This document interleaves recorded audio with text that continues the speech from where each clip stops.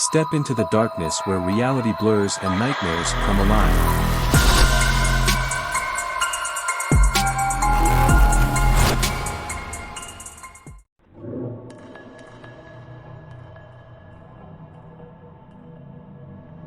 I remember it vividly, as though it happened just yesterday.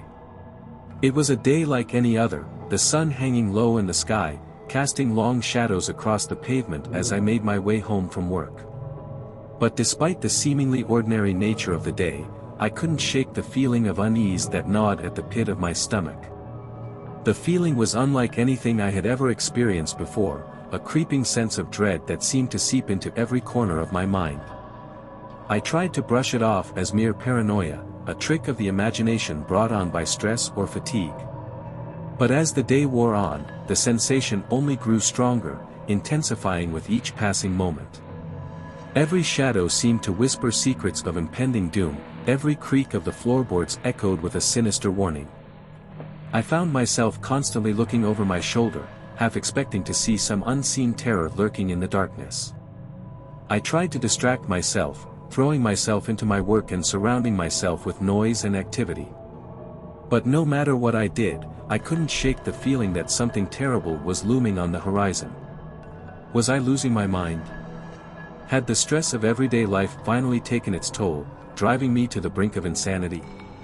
Or was there truly something sinister at play, something lurking just beyond the edges of my perception?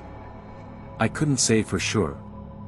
All I knew was that the feeling refused to be ignored, gnawing at the edges of my consciousness like a ravenous beast.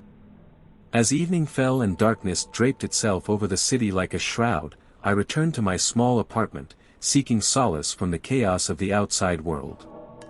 The moment I stepped through the door, a wave of unease washed over me, like a cold hand gripping my heart. Living alone, the silence of my apartment often felt like a comforting embrace. But tonight, it felt suffocating, oppressive, as if it were closing in on me from all sides. I tried to shake off the feeling, to convince myself that it was nothing more than my overactive imagination running wild. But deep down, I knew that something was amiss. To ease my nerves, I turned on some soft music, letting the soothing melodies wash over me like a balm for my troubled mind. But even the familiar strains of my favorite songs couldn't drown out the sense of impending doom that hung heavy in the air. Desperate for distraction, I threw myself into the mundane tasks of daily life, hoping to lose myself in the rhythm of cooking and cleaning.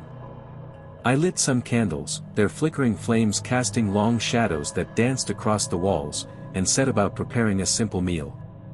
But no matter how hard I tried to focus on the task at hand, my mind kept wandering back to the gnawing sense of dread that had settled in the pit of my stomach.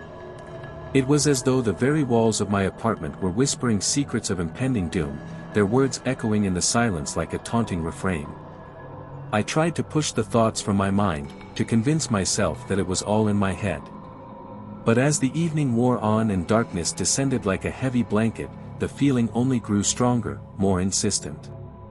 I glanced nervously at the clock, willing the hours to pass more quickly. But time seemed to drag on, each minute stretching out like an eternity as I waited for the inevitable.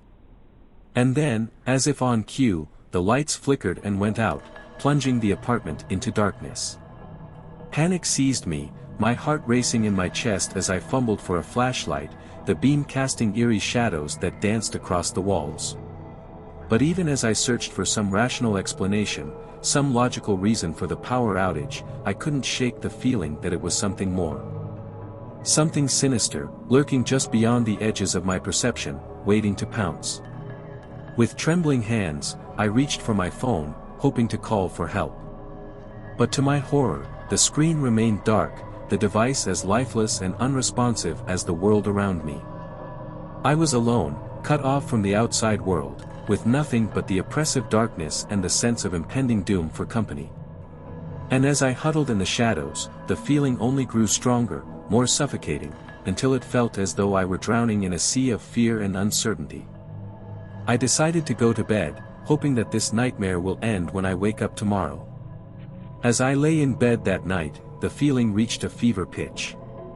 It was as though the very air around me crackled with tension, thick with the scent of impending doom. I tossed and turned, unable to find solace in sleep, my mind racing with fear and uncertainty.